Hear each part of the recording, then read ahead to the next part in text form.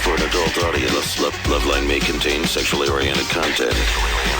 Listener discretion is advised. Loveline with Adam Carolla and Dr. Drew. Hey, everybody, it's Loveline. I'm Adam. That's Dr. Drew. Phone number 1-800-LOVE-191. Dr. Drew, board-certified physician, addiction medicine specialist. Chad Gilbert here tonight from Newfound Glory. Hello. Hello, Chad. How you doing? Jordan is going to be in here from Newfound Glory in just a couple of few. Yes. Catalyst, name of the CD, out today as we speak. The Newfound Glory CD is out. These guys are playing the Vans Warped Tour this year.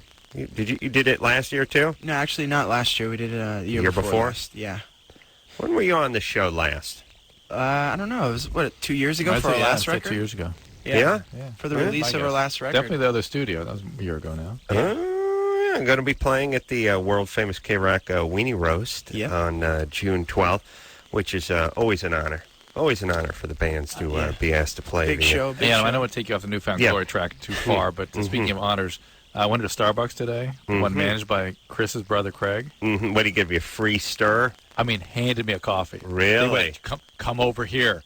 Your money's no good here. Wow. He heard what Adam said. Wow. Yeah, you heard what happened. He wasn't even there. Wow. Well, what happened? I wasn't even sure what they'd heard because so much bad stuff was said about the poor guy. 50 cents worth of free coffee. I think he said something like a couple of days ago, just like, Craig doesn't hook it up, Yeah. Well, yeah. there you go. All right. So it's very happy. It was actually very funny. They were all like in a panic. Well, okay, Drew. But you should do that with everywhere. Like, talk about Best Buy and stores. I got to tell you, I really pictured radio, like all the years I thought about radio, I thought it was just going to be nothing but chicks and cokes and like super expensive mountain bikes. And I'd open a closet in the station and just a whole bunch of booty would come out. Just tons of junk. Freebies, stereo equipment. Like I'd be getting like just DVDs and CDs up the wazoo and MP3 players and all snowboards. Not really.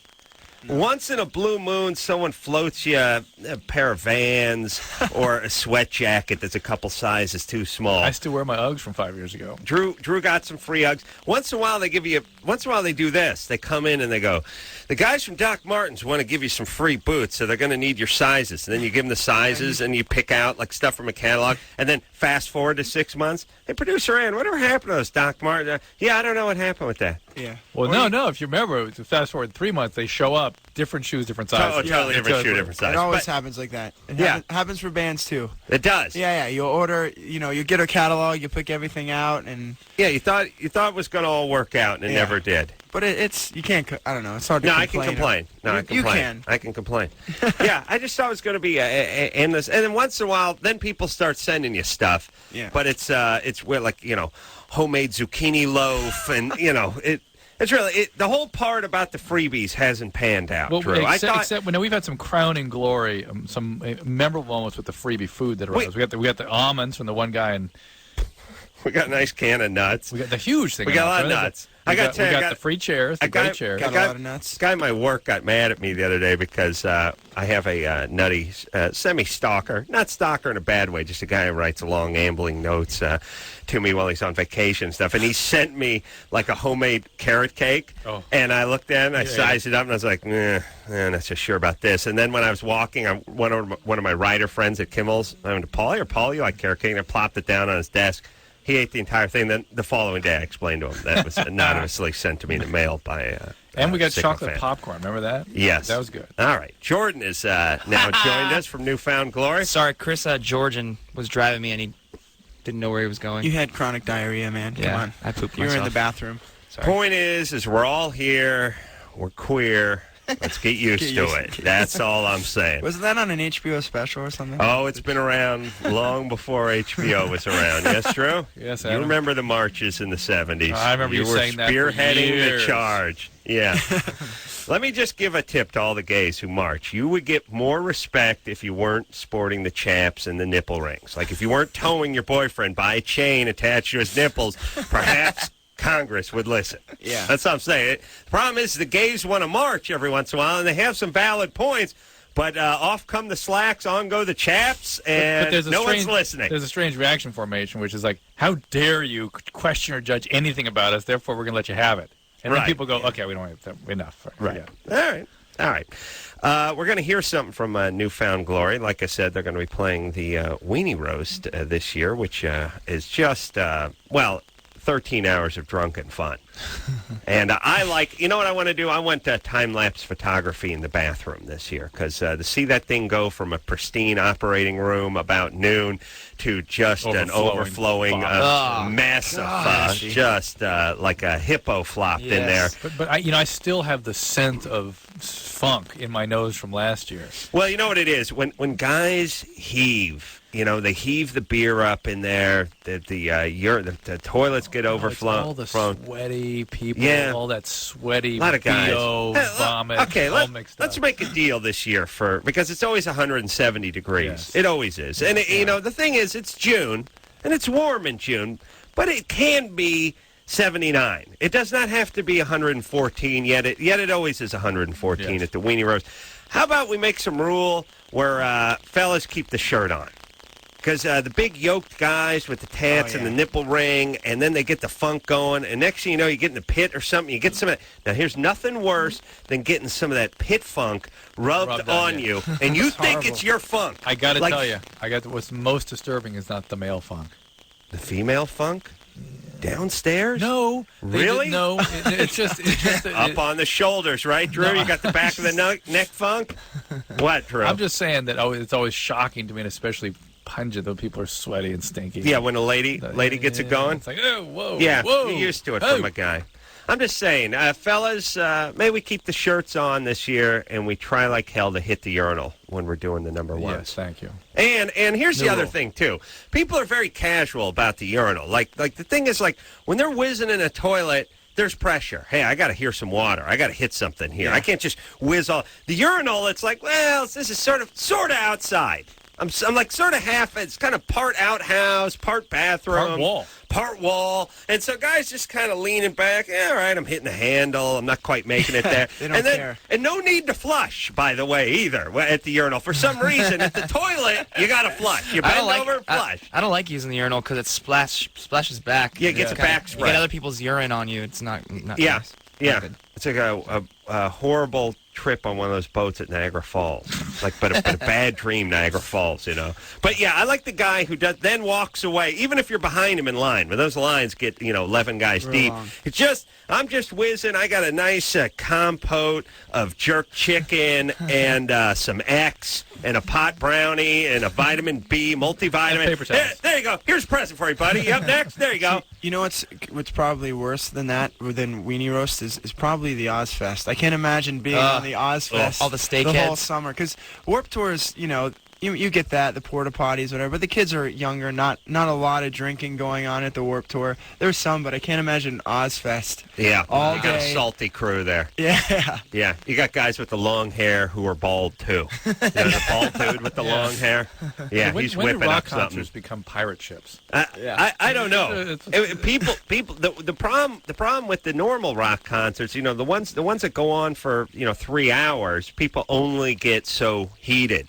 The ones that starts at noon and ends at 1 a.m., people are just blasted by 9 in the evening, and then that's guys when they get loaded. That's when the fecal and the urine stuff goes south. We visited that it once. Goes south. I get that. All I'm saying is, flush the goddamn urinal. I'm behind you in line. Do I got to see your work?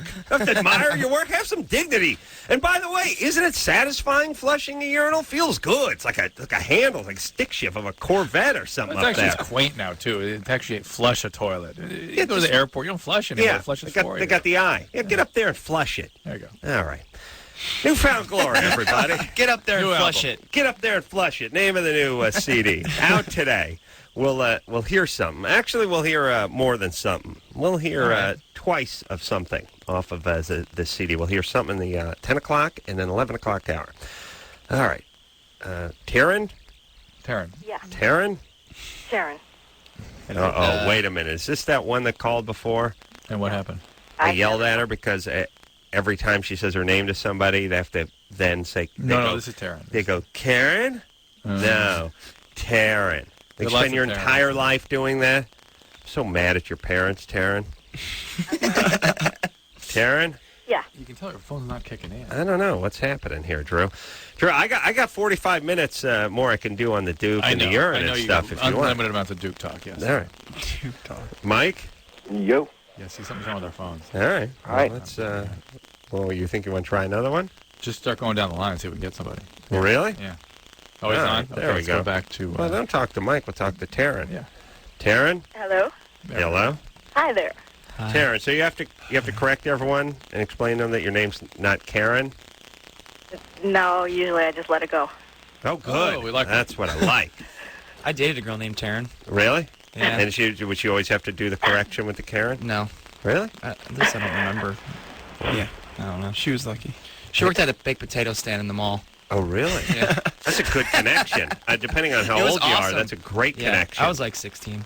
Going to the mall, getting free baked potatoes. Yeah, It was a good. popka. Taryn, Yeah. what's happening, baby doll? Okay. Well, I'm like 26, and I've just started like when I'm going down on my boyfriend. All of a sudden, like I have this uncontrollable urge to urinate, and I can't stop it. And I'm just wondering what's that Wow. coming from. So you actually pee. Coming from the Yeah. edge. Do you have an orgasm? It, Oh, I don't know. sometimes I a little see, one, yeah. but not always. A little one. Uh-huh. Well, what position? You have a little orgasm, like a mini one? Yeah. Micro. Yeah. Micro-gasm? There you go. Just as long as, you get it. Go ahead, Chaz. Come Does it on, have something to buddy. do with the position Jump you're in. Nothing. I was just going to try to, relate this to the Ozfest and making it in the urinal, but I couldn't find it. Taryn, are you in a certain position you're in when this happens? Usually if I'm like kneeling. And that's when it happens. Mm-hmm. So it's just some combination of the irritation that occurs with arousal in that position. So you got to just kind of Never, but we've never heard this, have we? We haven't, but that is a good description of female orgasmic incontinence, though. It's just like things dilate, relax, and there's some contraction and pow in a certain position. That's where. Is there any way that it can be stopped? Can be stopped. Change your position. Well, besides that, I mean, No. I don't want to. No. That's not Like- cool. Well, no. What I mean is, what if you? What Drew means is, what if you stand up and he lies Right. down on the bed and you lean over him, something like that. Right. Right. Yeah. That way it doesn't happen. That's why it So just kind of. in the All one right. position, there will not be a way to control it. Not likely. Okay. You can do Kegel exercises and that sort of thing that might How help. about you just plant yourself on the toilet? Because that's about right. Right height. Jeez. Yeah, if you think about it. And for the And guy, men are very practical. That it's way. it's good for the guy because there's the magazine rack is right there. Well, it's home. It's home. It feels right. It's like a Blumpkin. Yeah, easy. It is like it's a reverse Blumpkin. Easy cleanup. It's awesome. What's a Blumpkin? Well, a Blumpkin is it's kind of like a reverse scenario of a guy, but doing number two. Why? He's taking a poop while he's getting head. That's a Blumpkin. Oh, that's nice. Wow. Very quaint. Yeah. So it's kind of like Never done it before, but yeah, but it's kind of like a reverse Blumpkin. Yeah, it looks She'll like- it be looks like- peeing. Right. It sounds like a character from Brothers Grimm. Yeah, sure. Blumpkin. I love the Blumpkin.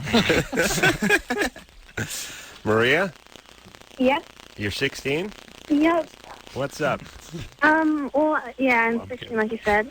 And I have a boyfriend. I've only been with him for like 3.5 months. And I'm considering having sex with him, which would be losing my virginity to him. Right. He's beating you down, right? He's begging you. No, not at all. Really? Not at all. That's kind of why I. Reverse. Interesting. Yeah, it's very Interesting. interesting strategy. Pretending he doesn't want to. No, it's DJ, not. I never thought of that. Interesting. Well, that's some thought. Mm-hmm. No, All it's right. like- So how old is he? He's 17? Yeah, he'll be 18 soon. Well, 16 is before 16. I definitely would not recommend you go ahead with this. After 16, I still not met a woman who didn't wish she'd waited if she'd lost her virginity anytime under 18. You know what I'm saying? Yeah. 18 is the age of most Yeah, women like, feel- everyone wishes it was a little different, a little better, or whatever. Not males. Guys don't wish it was further down. They wish it did a better job. They wish the chick was into it. That you just do that real squirrely thing. You're like 15 and a half. You just get done screwing for like 10 seconds. You got that wind-up beanie on, and you're like, did you come? Chicks sitting there smoking. Next. Drew, you never did that, did you? Did you? I know a lot. I was talking to a friend of mine who did That still happens now. Man. I love that. Did you come? I didn't know we'd started.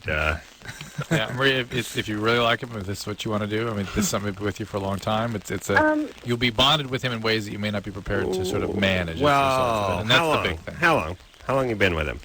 Like a little over 3 months. Well, you said a long time. That's not that long. If she plans to stay with him. Oh, I see. And here's the other thing, make too. sure He's going to turn 18. Yeah.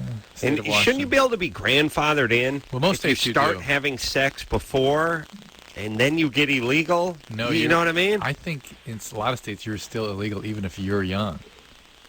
There's crazy stuff like that out there, too. You mean she's 16, he's 17? Well, in California, you'd be okay. In most states. Yeah. Okay. Then he turns 18. Gosh, it's okay in California. Again, a lot of states have that law now where there's a 3-year window they can maintain.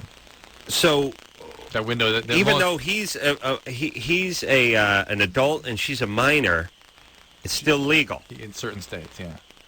All right, but in general, it's not, is it? In general, a lot of states, it's not. All right, well, stop that then, Drew, with picking out the exceptions. It's 16 at Washington, so okay. he's fine. All I'm saying is your nuts should get grandfathered in. Yeah. Like the guys in hockey who didn't have to put the helmet on after they made the rule because they were in the league long enough. This is the same thing. You've been nailing her since you were 17. Now you're 18, but you got her when you were, not an adult. Yep. All right, that's why you gotta move now. It's okay to do it now. Think about it. Make sure you have proper protection. Okay, and I had another question. What? I'm kind of worried about getting all weird about it because I heard that from you guys, I think, about how there's certain races that are, like, freaky about it. What? Certain races that are freaky about it? Like, what? because of how protected you were as a kid, like, from your parents. Well, what's your race? Mexican. Oh, no. Oh, 16. You're an old maid. You should have started at 11. You kidding? You're the world's oldest Mexican virgin at 16. Wow. Yeah. Oh, no. They get started early. You know how they get the ears pierced early? Oh, yeah. Same with the virginity. Yeah. Ears pierced about 3 months. Virginity goes about 9 months. Yeah. Ears, then the hymen. Yeah. Pierce low, pierce the hymen. Oh, I love it. Maria, what are you talking about? Races freaking out. I don't know what you're referring to. All right, look, I don't know. Look, here's the point. And by the way, Mexican ain't one of them. You're Korean, your parents freak on you. Yeah. Jews, they just give you the cold shoulder. You're not my child. Oh, if your nana could see this. No, you're not my child. Rolling over in her grave. They guilt you out a little bit. Yeah, you're not my daughter. Yeah. Fa. If you do something good, it's such a son. God forbid it's with a non-Jewish girl, too. Oh. Shiksa. Oh, the shiksa and the goyim. Shame. But anyway, listen, she will be... One of the things we haven't talked about in a long time is how when young kids, 16, 17 get together, it kind of hooks them together. I mean, they develop emotional bonds that are pretty intense. And that's, above all else, provided you take proper protection, you're responsible, whatnot, that is something I worry about for people. They get relationships that stick. They get joined at the hip. We say this. If you have to ask, maybe you're too young. Yeah. If you're going in with a lot of trepidation and a lot of, I'm not sure I'm going to...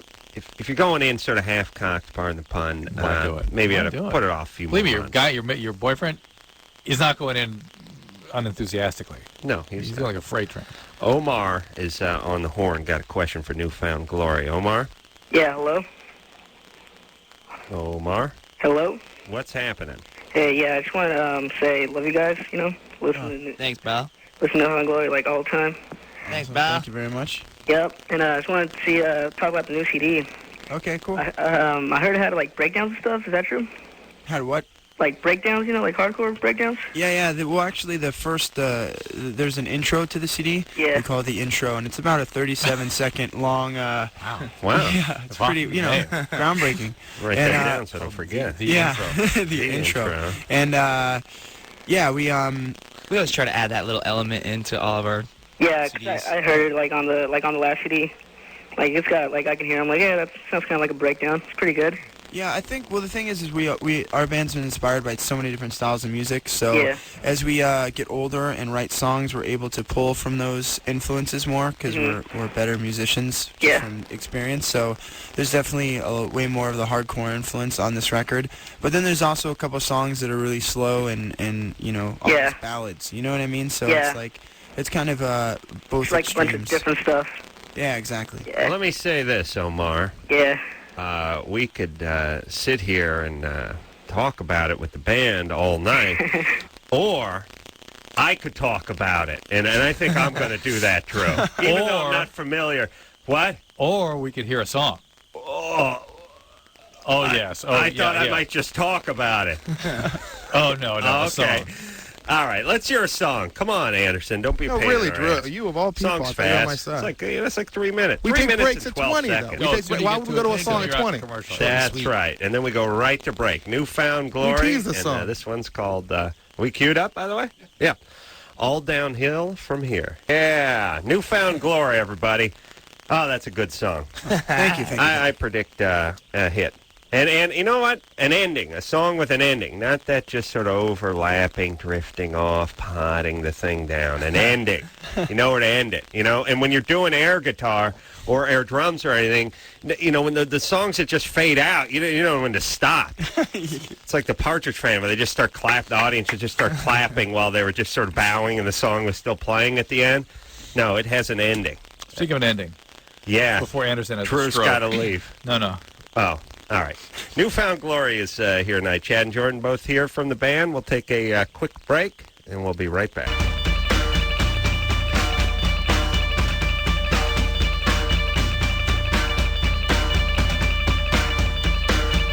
Hey, everybody. It's Loveline. I'm Adam. That's Dr. Drew. Newfound Glory in here tonight. Jordan and Chad. Hello. Nelly Furtado is coming in here a little later in the week. I like her. I thought maybe you meant tonight. Yeah.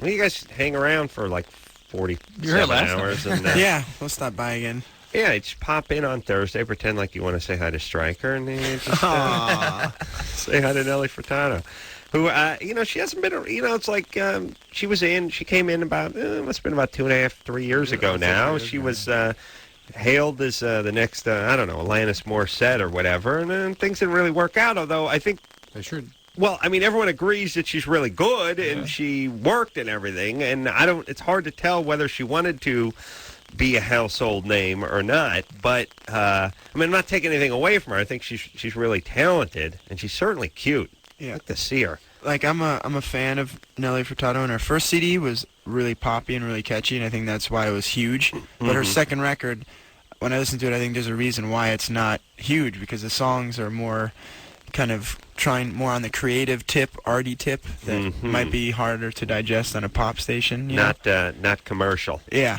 I don't think so. Well, hopefully when I heard of it.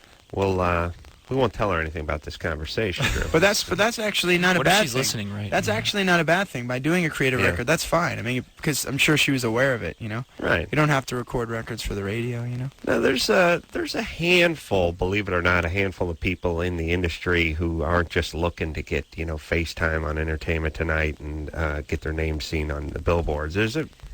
Some people just want to make a living and do their thing creatively. Yeah, well, it's funny because it always No one in this room. No way. No, it always seems like to happen on the second records of big artists, because these pop artists come out and they have like gigantic, smash, big, 10 million album, and then they go away and want to learn who they are as people. Yeah, and they made enough money to buy themselves a few years of finding out who they are. All right. Well, she'll be in here Thursday, and I'll kiss her ass. Yes, Drew? No doubt. No doubt. Great. Heather? Yeah. Heather? Yes, this is me. You're 21? 21. What's up? I am doing a speech in my class tomorrow, and I was wondering if you had any referrals for where somebody could get morning after pill. I'm doing it on the alternatives to abortion, so. What? Well, it's not really an alternative to abortion because you never get pregnant. Well, with that, you don't have to have an abortion, then you don't get pregnant. But I think my hopes were to provide alternatives if they got into a situation where they would be afraid that they were pregnant, and to provide ways out of that. Yeah, again, Heather, it's not this. It prevents pregnancy. You do not get pregnant with the morning after pill. By the way, she's you going to Cal State Northridge? Yeah. Yes? Yes. Okay, let me talk about that. This is a 4-year junior college. First off, this is a college. It's in Northridge. It's in the corner of the valley I grew up in. There can be no the Institute of Higher Learning that can take place in the valley.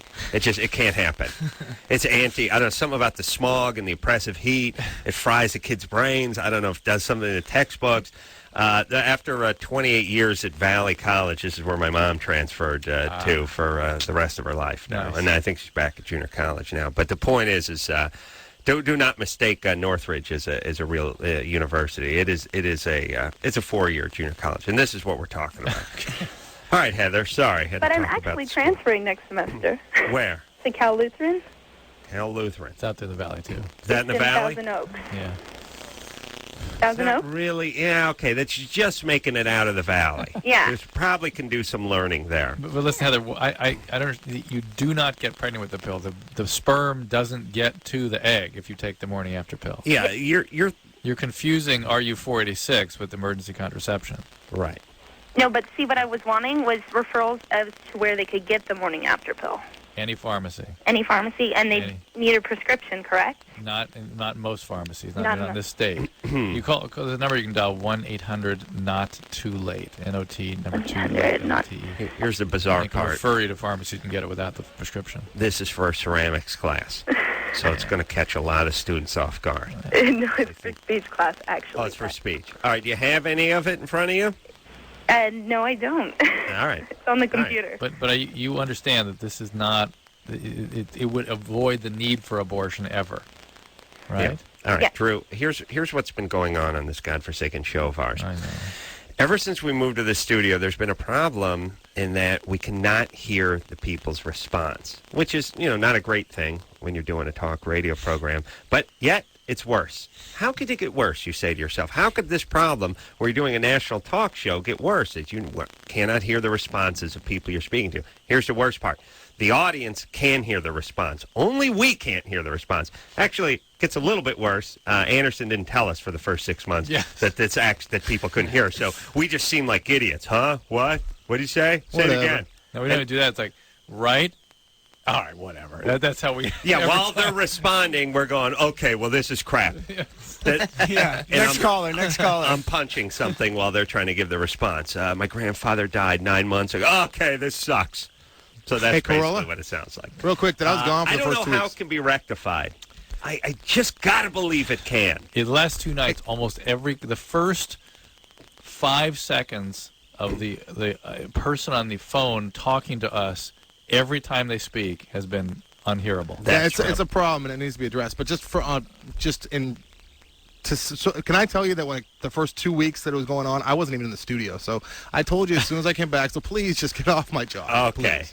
Yeah, it seems like it went a little longer than 2 weeks. Suddenly, right now, the last couple of days has been every single time. Yes. Every call, every response. Now we can't hear. I blame Lycus. So please understand we cannot hear what these people are saying, and that's why we're just stepping over. But I wish the audience couldn't hear it either in my own selfish way because it just makes things more confusing. It'd be fine. Right. There wouldn't be a problem. And we wouldn't seem like such world-class a-holes. Such world-class. Right. As it is, we're sort of a-holes on a national level. You know what I'm saying? Yes. Okay. You guys, you hear about the international jewel thieves, but you don't hear about the regional guys. The guys that just work in the Glendale, Burbank area, the local jewel thieves. Yeah, the guys that are just sort of, they're jewel thieves. The local man of mystery. Yeah, but they're not working Milan, and they don't have a place out of New York. They just work their area, Eagle Rock, Glendale, let's say. Yeah. They're jewel thieves. They're just not the international ones. They were the equivalent of the white tuxedo with the black tie. They were those parachute pants with the big belt. They're local guys. Yeah. They're keeping it real. Maybe they're living at home, and they don't like to fly. Right. Yeah. And these guys hang out with? The guys who are not masters of disguise, but they're just sort of okay. They're not great. They're good at disguise. No one would call them great. Yeah, they would call them a master. They would just say, that guy, as far as disguises go, not a master. He's decent. I'll give him a 6. I'll give him a 6. 6, 7. He hangs out with the regional jewel thieves. The guys just work in the area. Of course. All right. 6. Yep, 6. Casey? What's up? You're 20? Yeah, I'm 20. Got a question for the band? Yeah, I was just curious what your guys' favorite songs are off the CD. This is Chad, and my favorite songs are The Truth of My Youth and Ending in Tragedy. I like number 7, Doubtful, a lot. This is Jordan, and how you doing? And yeah, the rest. I would say the rest is crap. So, what's your favorite song? Your Biggest Mistake's a good song too. It's a great looking CD, by the way. I don't know who did the art for it, but it's really interesting. A guy named Gunner, I think. Yes, he's a tattoo artist out of Ohio. Yeah. Oh, no way? Yeah, I was going to get tattooed out here, and I looked through Tattoo Magazine. It was the time when we were looking for... We wanted to have the cover, like, a painting or something, illustration or something like that. And I saw this guy who did tattoos and does paintings, so it was kind of worked out. I got in touch with him over email, and he thought I was lying. He didn't believe me. Oh, really? Because I guess some of his friends some of his friends like Newfound Glory, and he was like, "Yeah, I don't believe you." Oh, he thinks it's his friends screwing with him. Exactly. The cool thing about having a tattoo artist as opposed to a painter is a painter has to add their artistic whole, look on it. Right. Tattoo artists just say, "Hey, this is what we want." And they just do it. Right. He looks like a guy that I wouldn't want to meet in an alley by himself. Yeah. What, is there a picture of him? No, I mean just the just feel from, of the feel from his look work. and feel of the painting. He'd stab you with something. Yeah.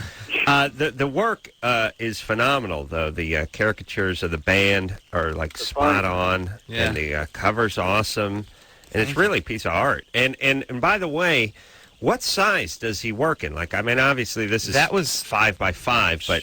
That was huge. The head of that record label executive on the cover is the size of his head. He sent him a picture of it, and it was really? 5 feet by 5 feet or something. It was so huge. he painted this at a very large scale on a wall. Yeah. Wow, where is the painting?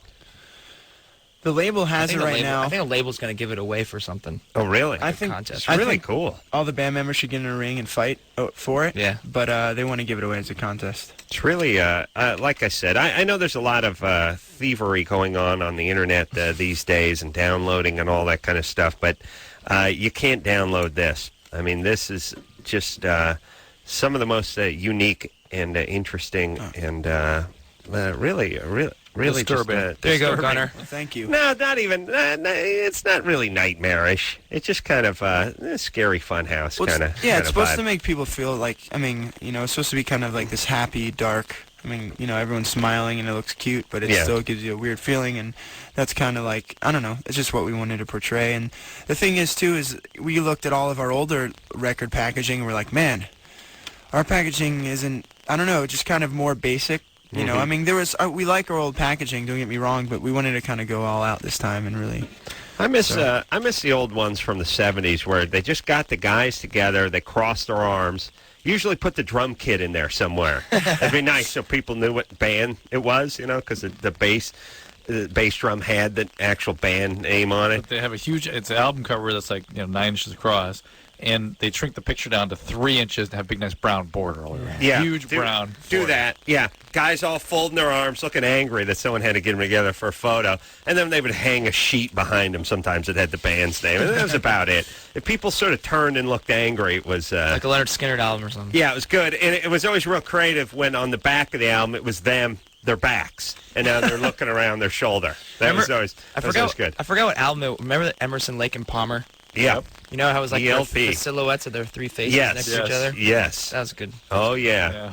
Brain salad. We're gonna redo that one. Let me tell you, I never was more angered as an artist and as an American and a patriot and a broadcaster than when I was singing a Emerson, Lake and Palmer song on my karaoke machine, and they screwed with the words. They cleaned up the words to one of the songs. And it was a song they used to play on the radio and stuff. It was just the line about the 7 virgins and a mule. Welcome back, my friends. Welcome back, my friends. And I was in it, and I was riding, and I was kicking into overdrive, and all of a sudden they screwed with the words, and it screwed it. Everyone blamed me. They thought I screwed up. I got confused. I got angry. The night was over. You stormed out. Stormed out of my own house. You had to make the audience go away. Slammed the door, and then had to come back later, and then kick everyone else out. It's tough when you storm out of your own place. You got to come back. You have a karaoke machine? Oh yes. Oh yes. Where do you buy one of those things? It's like a nice I got the good stuff. Like they have in Japan. Like yeah. I got the good stuff. Let me tell you about my ability to sing karaoke. I used to belt it out over at Kimmel's house. His daughter came downstairs crying one night after a particularly moving rendition of Hell is for Children by Pat Benatar. Actually came down the stairs just crying. What's going on? Stop! Anderson, don't we have some old tape of Adam doing a karaoke? No, we don't. Come on, Anderson. I know you've got that I'll in the tell you, Drew, somewhere. when I get and start the karate kicking and the punching into space and running and the sweat starts pouring off my head, it's powerful. We like to bust out some Billy Joel sometimes, Piano Man, to Carlisle. We actually had a funny karaoke experience on us in that band. Good Charlotte did a co-headlining tour. Oh, sure. A civic tour. And whatever, that's how I talk. I'm sorry. And we did this co-headlining tour, and the tour started in North Dakota. And both bands went to this, this Wings place. It was like a Wednesday. It was like a Wednesday night, and it was the happening, bar Wings karaoke, and Jordan, all these guys did karaoke. It was pretty entertaining, and it was a good time. We did like Living on a Prayer. Oh yeah, that's a powerful one. Yeah, that gets the crowd going. We got to take a break, but we're gonna bleed this one into the break, Drew, because I got suggestions. Newfound Glory here tonight. Oh yeah, well the theme from Taboo too. Sure. We'll take ourselves a quick break. ET's kid, and we'll be right back after this. Hey, everybody, it's Loveline. I'm Adam. That's Dr. Drew just coming in the studio because we just had a freaky experience. Lauren just had a seizure. Jordan and Chad both here from Newfound Glory. Now, here's basically what happened. We had evidence of it being higher than ourselves. The Great Magnet was, his work was afoot out in the hall. All right, let me just say a couple things. First off, we share a radio station with a classic rock station, which is across the hall. We share a building, We share a building, and we have to listen to the classic rock as we walk to the bathroom every night. Usually, we get a lot of Bob Seger, and then I come in angry, by the way, because if I hear a ZZ Top, She's Got Legs, again, I'm going to put a bullet in my mouth, and if I got to hear the Witchy Woman by the Eagles or Dirty Laundry by Don Henley, I'm going to fall on a goddamn sword. That stuff sucks so badly. And it's just usually just an endless hallway of crappy, overplayed 70s garbage. Not that there's not good music from that era. It's just you won't hear it in that hallway on the way to the bathroom. Now, I think Jordan brought up ELP.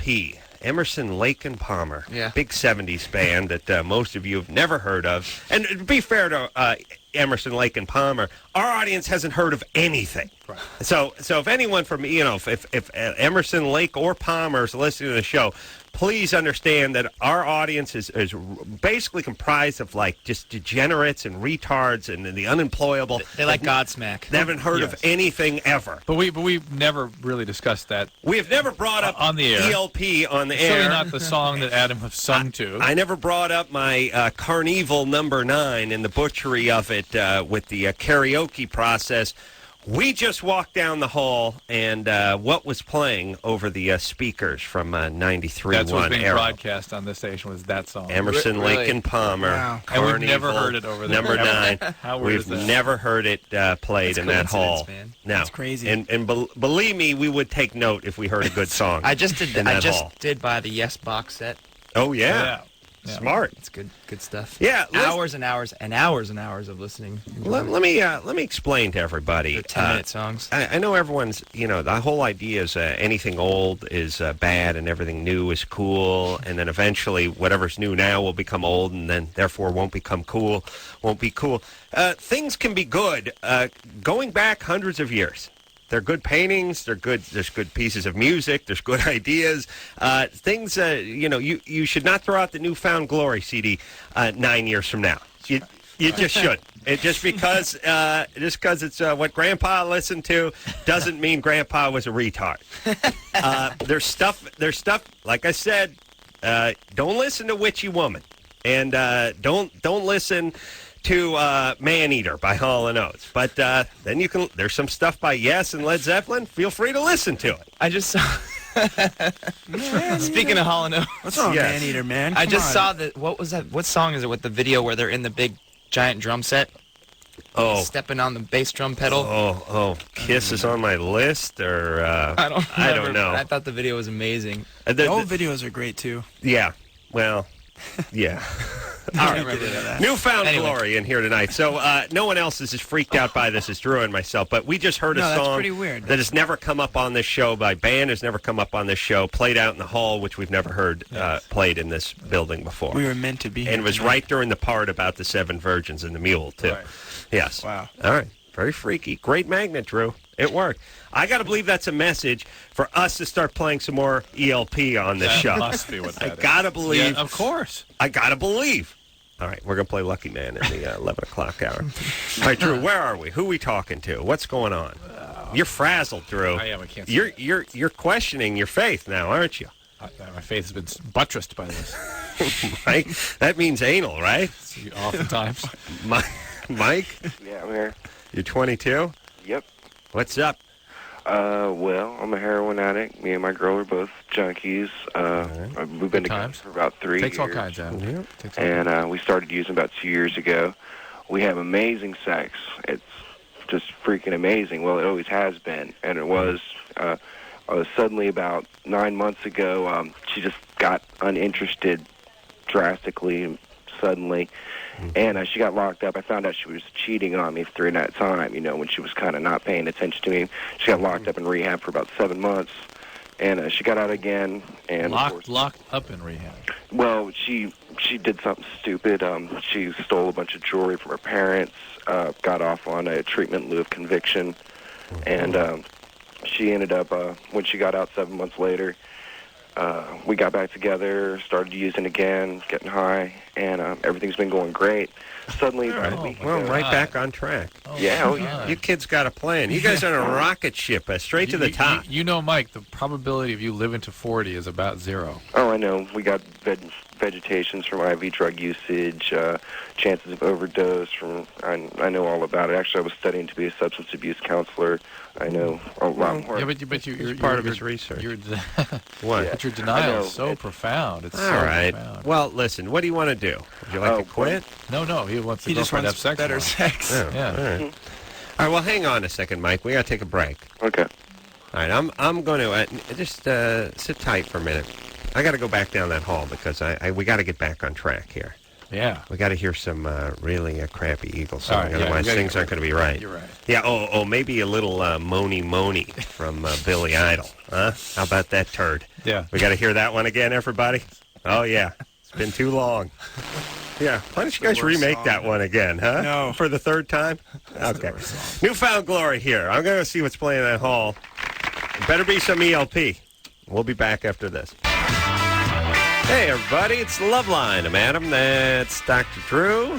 Jordan and Chad here tonight from Newfound Glory. Catalyst. Hello. Name of the CD. And, at the risk of sounding like even more ass-kissing is going on toward the Newfound Glory CD. Catalyst, good name. Thank you very Good name. much. Thanks. Yeah. It's just kind of talking about everything that's going on in the music in our kind of genre. Yeah. Look up Catalyst, Today. Drew. It to me means starter. It's like the thing that inactivates initiates, things. but it lowers the threshold for it to occur. So it increases the probability of something occurring. The catalyst. The catalyst is an enzyme, and literally it's an enzyme that lowers the energy necessary to make a chemical reaction. Well, then you have like when you have like a two-part polymer, you have the catalyst and the resin. The resin sits around, and then you add a few drops of the catalyst to it, and pow, it's activated. Right. Yeah. There you go. That's a fire starter, that catalyst. That's what the short white guy hustles on the basketball team is. He's a catalyst. He don't put the ball in the hoop, but he gets the ball. He gets the fast break going. Yeah. In the biological system, they think of it as bringing things together to make the reaction occur. Mm-hmm. With everything, with the name, with the cover art, it's all about what's going on right now. Yeah, well, it looks great. Look to see that big painting. It's really amazing art. All right, let's Chris, look up Catalyst. All right, buddy. Something that ignites change. Something to do. All right, buddy. Write a 3-page Drew how to essay. spell it. Yeah. Well, Place of origin. We'll get back to Mike. Mike the junkie with the girlfriend who doesn't want to have sex because she was cheating. All right. That's why she didn't want to have sex, because she was cheating, right? Well, that's what I'm thinking might be going on right now. I know that heroin sometimes causes sexual side effects, but we've always had wonderful sex life. That's what I was saying, and I've never. And it just suddenly was so drastic about a week ago. And just like tonight, you know, she had a friend come in from out of town she hasn't seen in a year, so she's out having dinner and seeing a movie with him and yada, yada, yada. And, you know, she's always swearing up and down that nothing's going on, but she's always doing How long has she been out of treatment? About 3 months. About 3 months since she got out of it. She's not going to meetings or anything anymore, nothing like that, right? Huh? She's not going to meetings anymore, not talking to her sponsor. No, nothing like that. Is she on heroin again, too? Yeah, she got back on. She using anything else? Huh? She using anything else?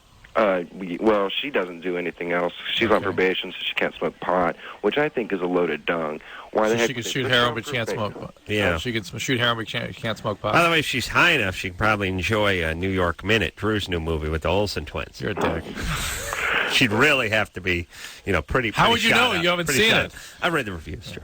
I've had my assistant read me the reviews. Not read them to you. Not read them for you. Not favorable. Yeah. Left this reviewer cold. All right. I'm going to see this movie, Drew. Yeah, sure. As soon as it comes out on my eyeballs, so it actually starts showing in my head. All right, no, I'm going to see the movie. I absolutely. Yeah. Absolutely. No, yeah, sure. No, I'm sure. I'm absolutely no sure. doubt about it. I'm a big sport. Yeah. I got it. Read the book to us. All right. Oh, hold on a second, Chris. So, Mike. Yeah. Yeah, you don't want to quit heroin, though, right? No. Oh, no, not really. No. Okay. All right. Well, here's the whole thing. I don't want to sound like Pop's Carolla here, but all bets are off while you guys are continuously getting high. I mean, the libido, the sex, the cheating, the whole thing. Yeah, his thing is, why this week? Well, we know that she's cheated in the past, and we know that she's chaotic. She's probably a trauma survivor. She may fluctuate between being hypersexual and then completely shut down to sex. Yeah. She may be cheating again. She may be having a medical problem. Maybe she's now got hepatitis. Maybe she's got hepatitis C. Maybe she's got endocarditis. Doesn't a constant drug use doesn't everything sort of eventually eat into the libido and the sexual function? Absolutely. Steroids, whatever. Yeah, it usually isn't such an abrupt shutdown as Mike is pointing out. That's why he wants to know the solution now. He doesn't, but the sort of chilling thing for me is that his girlfriend is just an object for him. Yeah, well, she needs to function better. She's getting high. Yeah, and there's the thing, too. I mean, all bets are off. You're shooting junk, right? I mean, it's just... Yeah, that's sad. Yeah. All right, so, Mike, you're a young guy. You sound like a smart guy. As a matter of fact, being smart sometimes screws you up more because you get up in your head and you think you can handle things and you think you can sort of outwill things using your IQ. Well, this thing is like, yeah, I know I can get endocarditis, I can get hepatitis, I can die. Hey, how's he going to be a counselor? So, anyway... Right. What are you going to do? Right. Like, that's just denial. It's somehow blocking the experience of seeing yourself as you really are. And the people that really are affected by it are the stupid people. He's an intellectual. He's got it figured out. All right. Well, good luck. Let's talk to Melissa. Oh, all right. So, catalyst. Go ahead, Chris. You got it there, buddy?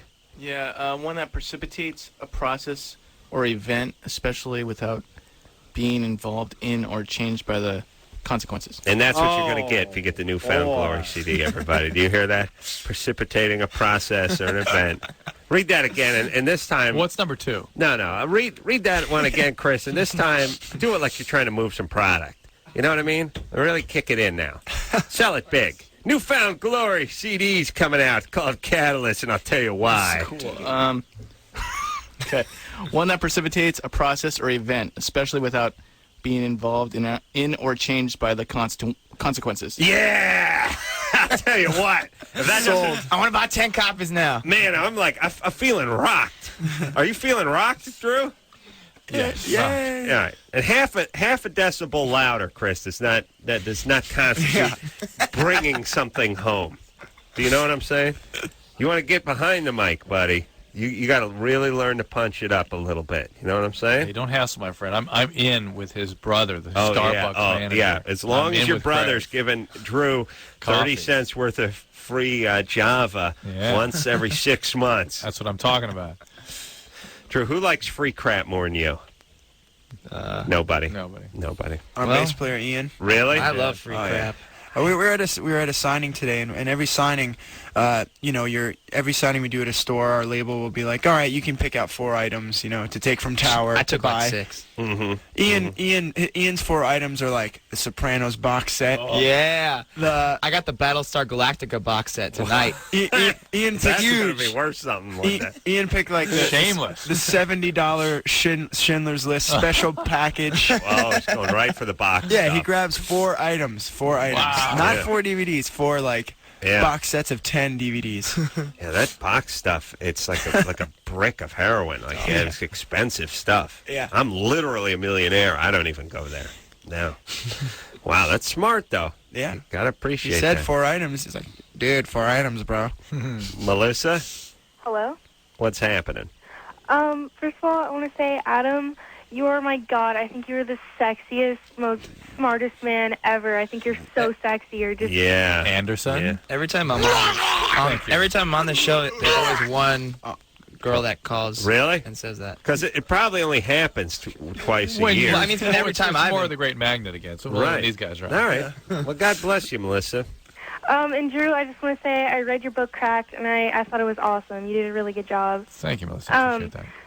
My question is, every guy that I've ever liked or all of the guys I've ever gone out with have been a-holes to me, and I want to know why. Is there, I was molested when I was little, and... You were? Yeah, a lot of stuff has happened since then. And Well, there you go. is that it? Or? Trauma, things that are traumatizing and shattering in childhood become source of attraction in adolescence. That because you're drawn to it. Yeah, but see, I'm in therapy now, and it's not helping at all. It just seemed to be getting worse. It'll take about 6 to 8 years, and it will help. Yeah. It takes a long You'll be time. in your early 40s. You're just past menopause. No, it takes a long time, and during that time, the therapist will help you make some better choices, and you'll see what you feel like with that. And I have one more question. Wait a second. Who molested you? One of my friends, he was a lot older than I was. How old is he? He was 12 or 13, and I how old was were you? 6. All right. That's bad, but you can overcome that. Yeah. You stick Yeah. with therapy. What was your other question? I've been having a lot of panic attacks lately, short breath, and all I can think about is just, when I was little and just a lot of stuff that has happened, and I can't seem to, get out of that frame of mind for an hour. All right. What should you do, Drew? Are you seeing a psychiatrist in addition to a therapist? Yeah. What are they treating you with? Prozac and Wellbutrin. Okay, you may be sure to talk about the panic, because both of those medicines can make you sort of prone to panic. So there may be a switch ahead. Maybe we should hear a little something from Newfound Glory. That's a great idea. This, again, the CD's called Catalyst, Chris.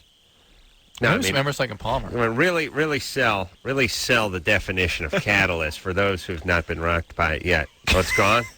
Oh, okay. You don't remember it? No more. Okay. Precipitation.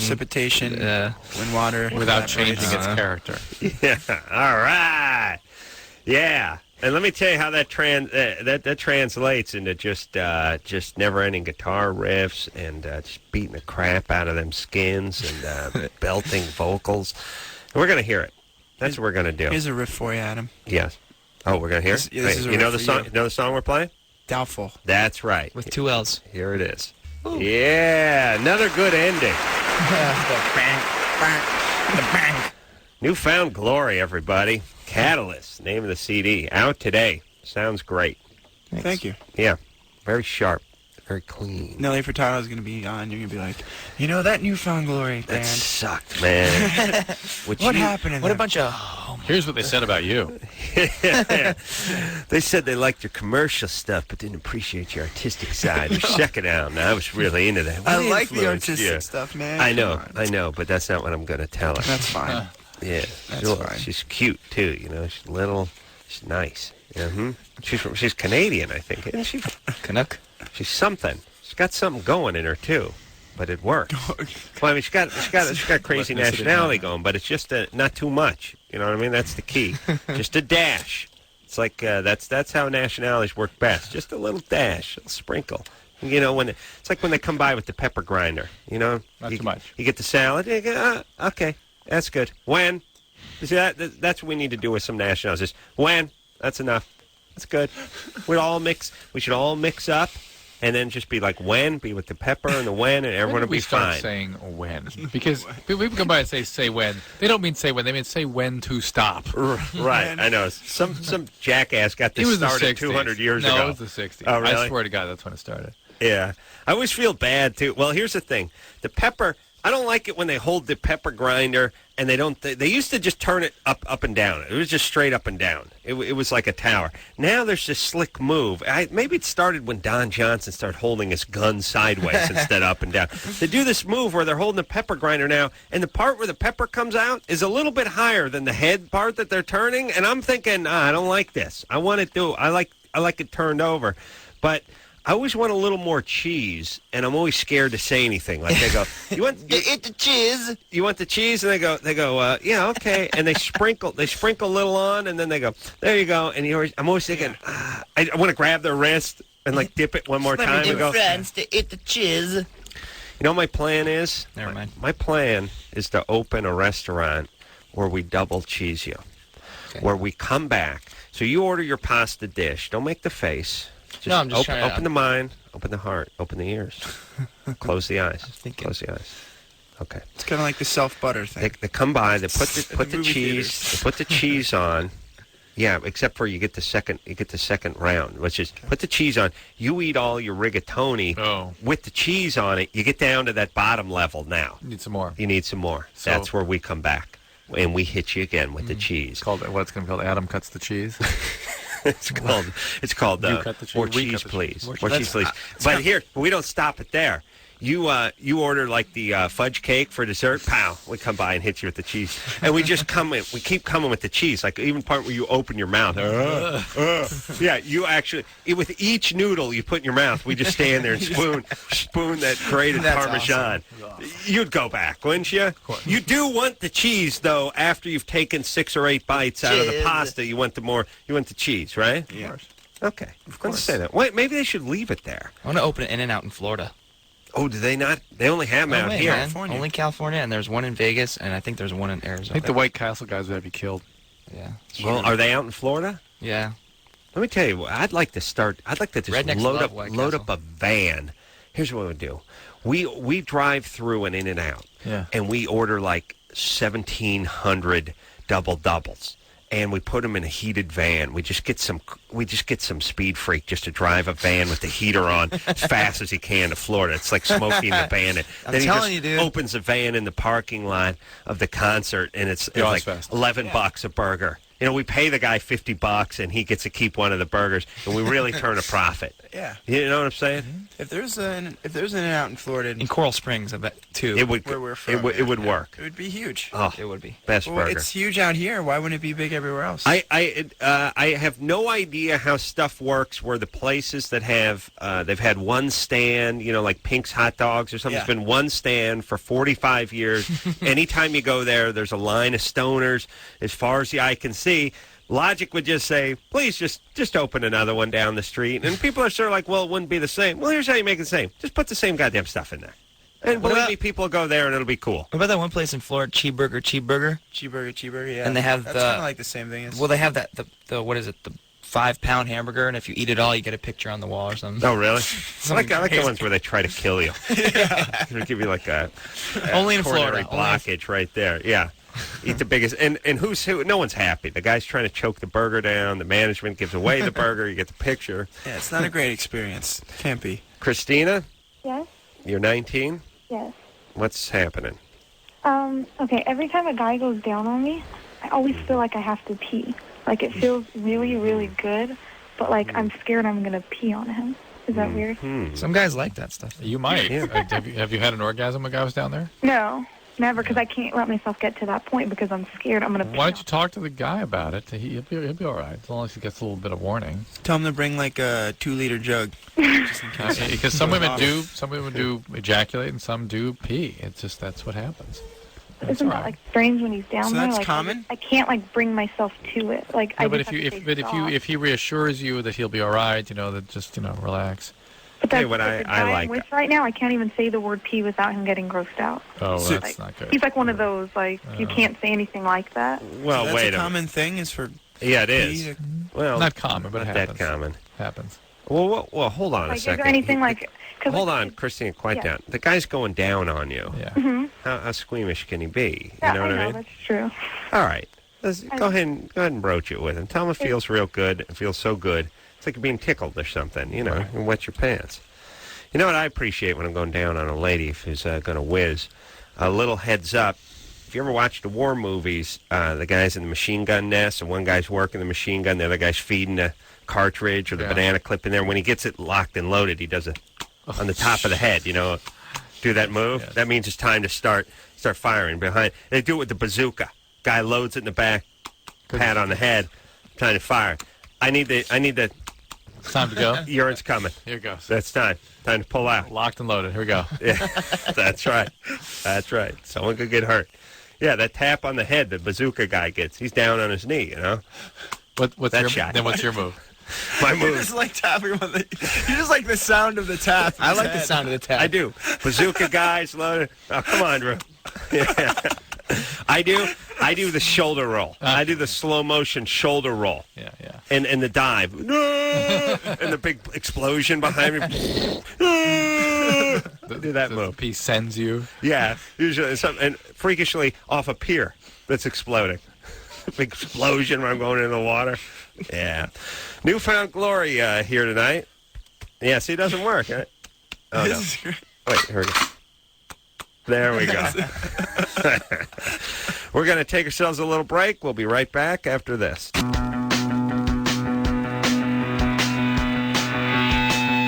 Hey, everybody, it's Loveline, madam. That's Dr. Drew. Phone number 1-800-LOVE-191. Chad and Jordan here tonight from Newfound Glory.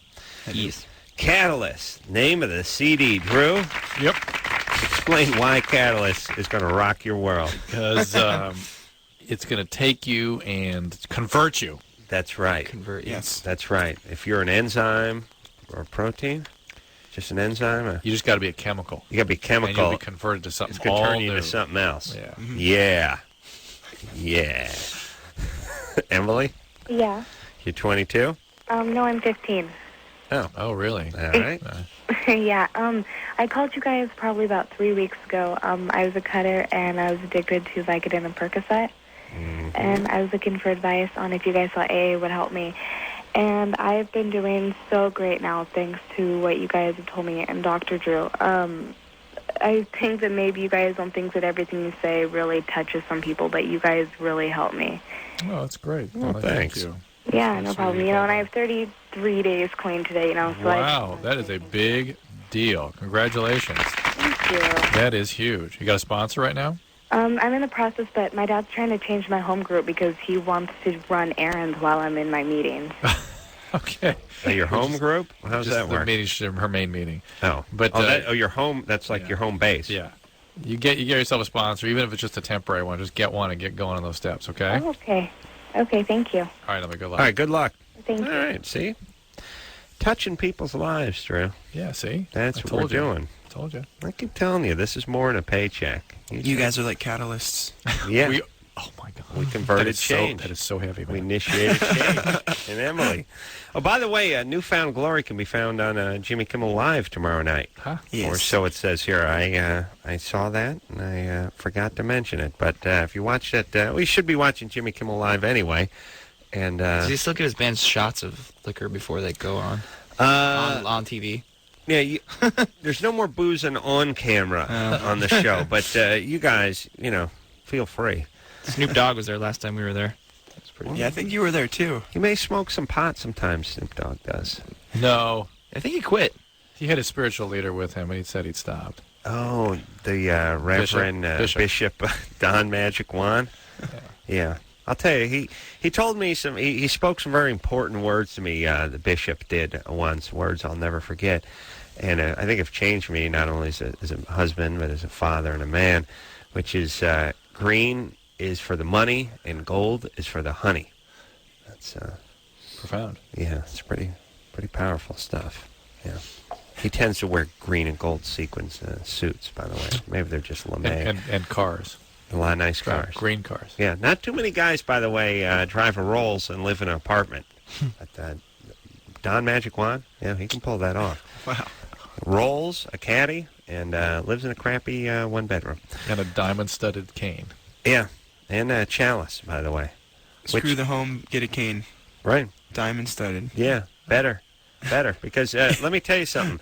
Where are the four of us right now? Well, I'll tell you where we're not. We're not at home, are we? No. So if we had invested our money in a gold chalice or perhaps a studded cane or fedora, people would be able to enjoy it. But where's our houses? Well, our houses are at home. And where are we? Well, we're not there, are we? So how are people going to know what our scene is about? I can't bring my sofa and lamp with me. You see what I'm saying, Drew? We need Snoop up here. We haven't had up here in a long time. We got to get Snoop up. See, he can explain this whole theory better than I. It's time. Linda?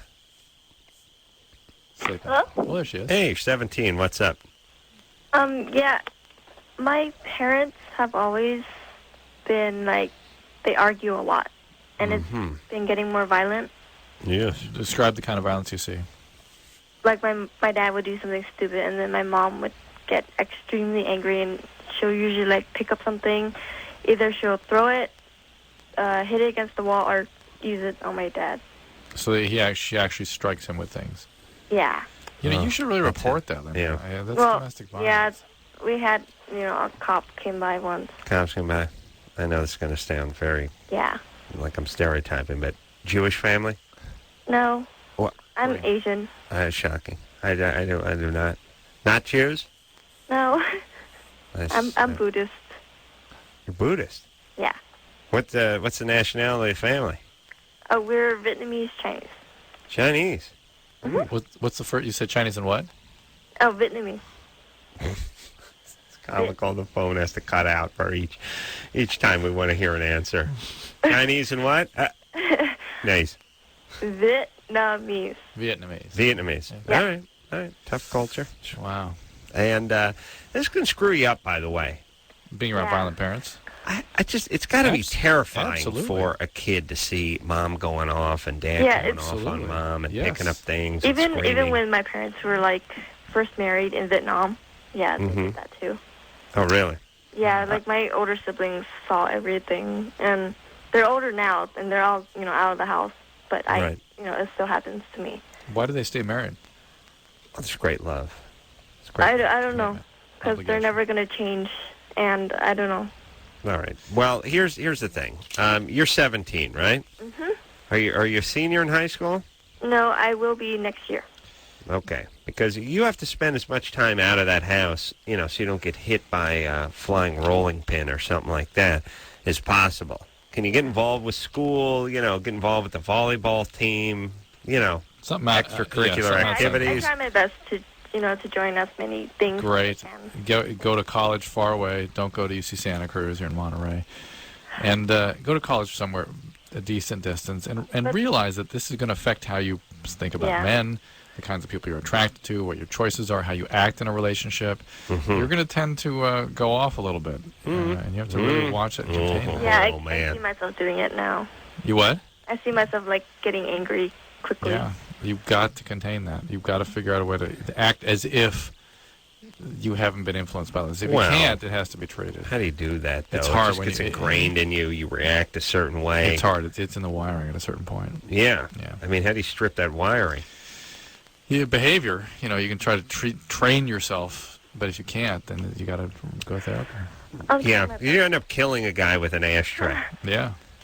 Your ashtrays are weapons there, but those big glass ones especially. Little Vietnamese throw one of those 170, 180 miles an hour to take your head clean off. Boom. Wasn't there a James Bond? There's a right on top of the old helmet there. Yeah, Odd Job, I think, was the Japanese or Chinese guy used to throw the derby. Yeah. Take your head off. Odd Job. Yeah. Yeah, he grew up around a family that fought a lot and threw hats at each other. He perfected a way to make it... what was that Kung Fu movie where the guy had the thing that goes over the guy's head and he pulls off the guy's head? I don't know. I don't remember. Anyway. You may have been high. No. Yeah, I don't... Yeah. Now, here's the thing. You can throw a yarmulke or a fez and not cause a lot of damage, but you start throwing those derbies, especially, you spin them. It becomes a. And by the way, we're talking about a famous James Bond movie, but whoever read the script must have taken a pause at that point. Went huge Chinese man, odd job. He's the muscle of Goldfinger. Uses his derby like a guillotine. Like, Herb, you want to come in here and take a look? I think we got a typo here. No, he uses the hat as a weapon. What's he do? Is he, suffocate people with? No, he throws it at them. Cut their head off. Throws the hat. Is it like a metal hat with a blade? No, regular derby. Snaps it. Herb, isn't that just felt with some cardboard? No, he really got a lot of wrist action. Just go with me on this one. I don't know. He'll show you an example. He'll give it a statue. I think Charlie Chaplin or Stan Laurel when I think derby. Or, what about one of them ninja throwing stars? No, we're going with derby. All right. That's it. I don't know if the studio's going to buy that, by the way. Oh, no, you'll see it. We'll test. It tests great. Takes the head of a statue out. It's great. I don't know. As a kid, it was scary, too, seeing the derby flying. But the blades never came out on it or anything. It was just, he just took his hat off and threw it at somebody. All right. Shows that anything can be a weapon.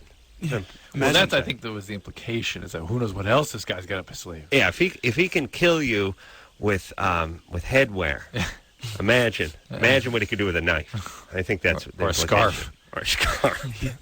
If he had a kerchief, oh my God, he'd take out a whole regiment. Jake? Hi. Speaking of scarf, Tony Randall died today. Oh, yes, Tony Randall. All right, now, Tony Randall, one of the last of the scarf wearers from the Odd Couple, of course, and many a rich history. But Tony Randall's a guy. He died at 84.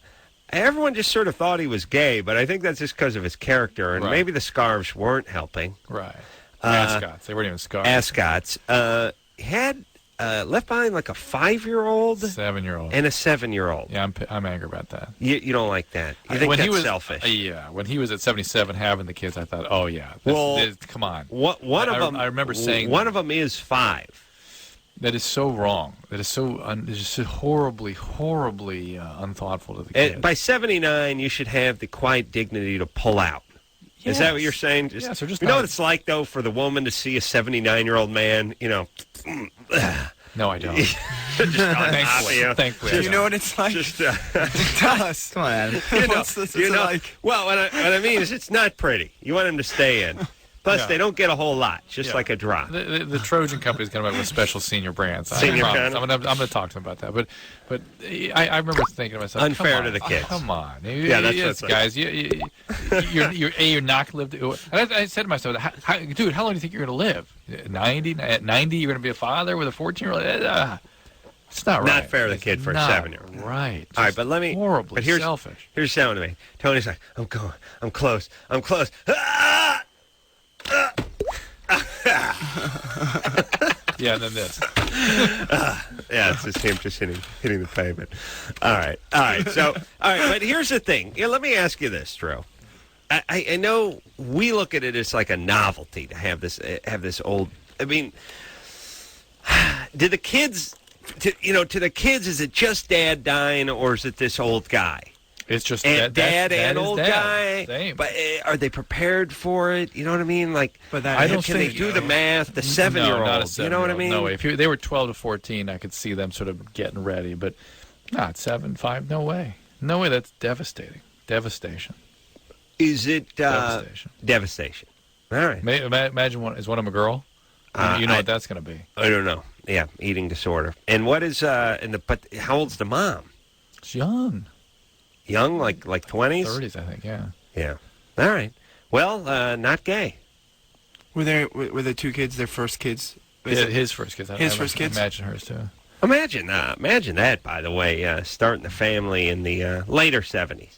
You know what I mean? Not 62. This is a Hollywood thing. It's like, hey, you're not going to live forever. You're not. I know you feel like you're going to. You're not. Yeah, but maybe this is, in his narcissistic mind, this is a way to live forever. Like, I'm going to die. I got to get out some kids before I hit the dirt. There is that, yes, with no thought of what it means to the kids. All right. And, by the way, I'm not going to die anyway, so I'll be around forever. So what if his wife wanted that, though? You know, like, you're going to die. I need kids.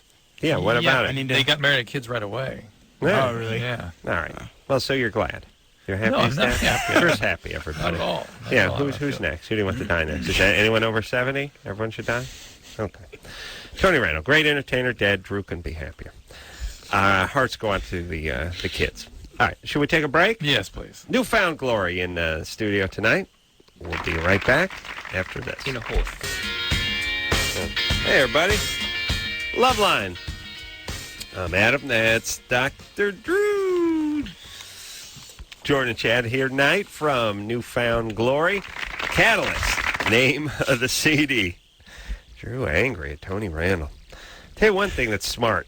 Tony Randall from when Odd Couple was on in the early 70s now, 30 years, about the same.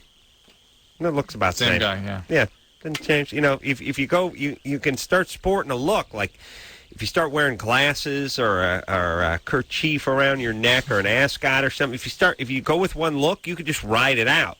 Better pick one you like. You gotta. It doesn't even have to. It just has to be sort of universal and kind of old, but just you can just stick with it, or a special hat or a blazer or something like that. Glasses will help, but you got to stick with the same glasses. Mm. You know what I mean? Become like George Burns. Oh, and like a cigar or something, or a cane or something like that. Correct me if I'm wrong. Were the two guys from The Odd Couple the two guys from Grumpy Old Men? No. The original, the movie The Odd Couple. Right. Yeah. Yes. Oh, okay. Yeah. It's Jack Lemmon and Walter Matthau. But that's not who we're talking about. Okay. We're talking about Jack Lemmon and Tony Randall, the television version. Okay. Right. They did. Yeah, it's like MASH. They changed the cast. Jake. Hey. Jake. Hi. You're 21. Yes. Yeah, by the way, this phone cutting out part, here's the second part where I sound like a tar. It's like, Jake, you're on the line. Hi, how you doing? Jake? Yeah, hi. We don't hear anything. Just so you know, we hear blank. That's right. And then suddenly the voice will start about Can you hear me now? 4.5. Yeah, I got you now. What's All right, happening, Jake?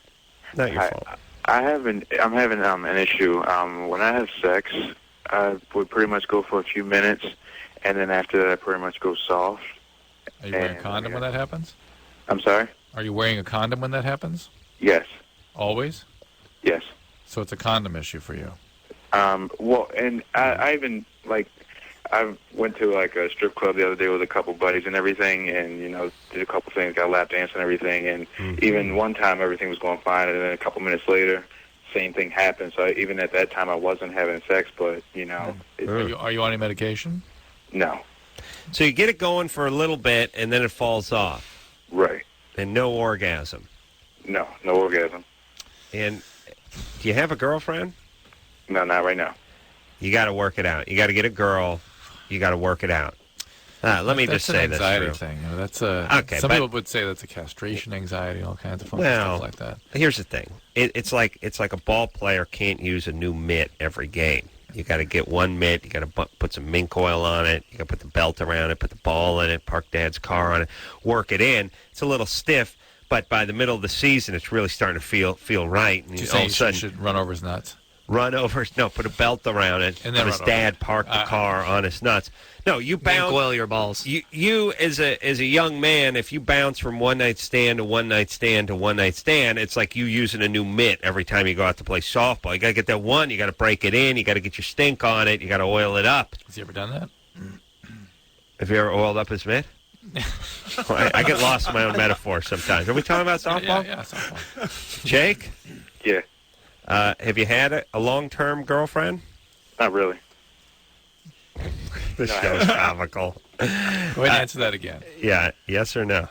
No. I can't do the show. I can't do it. We can't hear their answer.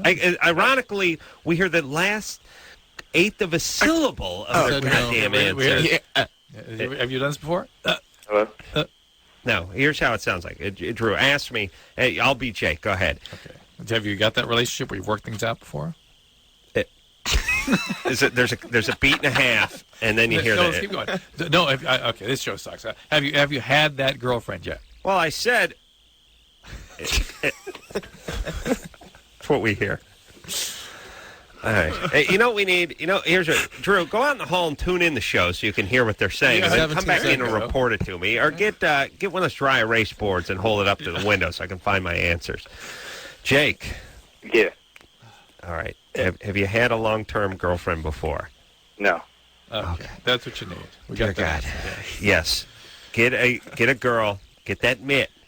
You understand? For some reason, the deal is, at your age, if it's not a medical issue, and it might not be a bad idea to get that checked out and make sure you're okay, but it's anxiety. It's nervousness. Something is making you very anxious about intimate physical contact with a woman at a certain point. It's just overwhelming. And it's never, everybody, repetition, for Christ's sake. It's also why guys get fetishes, too, to avoid this kind of thing. Let's see if he has a little fetish thing. Really? I don't think we're going to figure that out. Here's the deal. Whatever it is you do, you will be 1,000 times better at it after you do it 1,000 times. Think about, doing the radio show, doing those college lectures, whatever it is, the band. My God, first time you got up on stage, how much better are you now? Yeah. And to ask the first time you got up on stage, hey, why isn't it happening? That's a ridiculous question. Or what if you just got up on stage, you played one song, you just did it once a year? Well, you'd be at the same place. That's what these guys who have the one-night stands twice a year do. They want to know why they're not meshing as a unit, why the band doesn't sound great. Well, you got to put together a set, and you got to play it 5 nights in a row over the course of a year, and then then something's going to start happening. Yes? Yes. That's right. That's the catalyst. Melanie? Oh, yes, hi. You're 23? Yes, sir. What's up? As I told the guy that answered the phone earlier, when I masturbate, at the moment of climax, it's not a gratifying experience. Instead, I sort of am overcome by just, I'm upset and I start crying. Mm-hmm. So you don't have a good feeling. You have a overcome negative, dysphoric feeling. Mm-hmm. And I imagine it has some weird subconscious thing to do with previous failed relationships. But my question No. Keep going. Your question is? Oh, no. I just don't want to spend the balance of my days like this. I'd like to know how to overcome it. How much time do you spend? You masturbate every day? No, maybe 3 times a week, maybe. And yet it feels bad each time. Yeah. Well, it feels bad when you're done. Right. How's the orgasm itself? This is a relatively newer thing. Like it didn't used to be that way for me. How long has it been that way? I guess a couple of years. Years, but you're still doing it 3 times a week. Wow. I admire that. Are you depressed generally? I'm sorry? Are you depressed generally? What? Are you depressed? I don't think I am. You don't feel depressed? Are you on any medication? No. Anything weird with the family? Ever molested or anything good like that? No, I think my family life's been all right. Everything's been good? All right. Well, I don't know. Women do get emotional and can get weird and can get into strange cycles. But this is dysphoria. It's not just an overwhelming feeling. It's an acutely negative. Do you have a boyfriend? No, I haven't for a long time. Do you feel lonely in those moments? That's probably a large component of it. All right, that makes sense. That you suddenly feel the emptiness, the lack of a connection. Yeah. That's a good thing that women can feel. I just feel disgust myself. I know you do. Like, oh, Christ, look at you. Yeah. Please, you promised you wouldn't do it again, and now here you are. Oh, look at the mess. That's your mess. It's a mess. You think the maid doesn't know? She knows. Believe me, she knows. Thank God she cannot communicate in your tongue. Because she'd give you an earful, mister. Yeah, just like she gives her neighbors and husband. Oh, just look at you. Anybody to listen? Yeah, same old, same porn, same spot, same thing. But Melly, clearly, you're a mess. It just reminds you. Take a good look in the mirror. Look at you. Feeling you have. You're not with somebody. You think your dead grandfather would appreciate you seeing, one knee down on the ottoman, looking like some kind of maniac with veins sticking out in your neck. He knows. Sports page spread out. It's disgusting. Like a dog. It's like clean yourself up. Sports page. Put the remote back where it was, by the way. FYI. The old lady coming down the stairs seeing the remote sitting in the potted plant. And she knows you threw it right at the point. Because I'll eject things. You know what I mean? Pow. Oh, yes. Yeah. All right. Let's take a break. I'm disgusted with myself. Yeah. Newfound glory here tonight. We're all disgusted now, too. Thanks for sharing. We'll take a quick break. We'll be right back. Hey, everybody. Well, that's the show. Newfound Glory, everyone. Catalyst, name of the CD. it is going to promote some rock and change in you organically. Nelly Yes, Furtado. indeed. Nelly Furtado's coming in on Thursday. I'll be doing a little voiceover work for their little show called The Family Guy on Thursday, too. I got to come see that. Well, play your cards right, Drew. I think Thursday morning. All right. So, thanks, guys. Always a pleasure. Yeah, thanks for having us again. Thank you. Get the Newfound Glory CD. Like I said, you might be able to download a song or two, but you're not going to get this crazy, beautiful artwork, the jacket, the cover, and all the way through. Fantastic. It's suitable for framing. We'll take a extendo 22-hour break, and until next time, this is Adam Carolla for Dr. Drew saying mahalo. You know what it's like, though, for the woman to see a 79-year-old man, No, I don't. This has been Loveline. The opinions expressed on this show are not necessarily those of the staff, management, sponsors, or this station. The producer for Loveline is Ann Ingold. Loveline is a presentation of Westwood One Entertainment.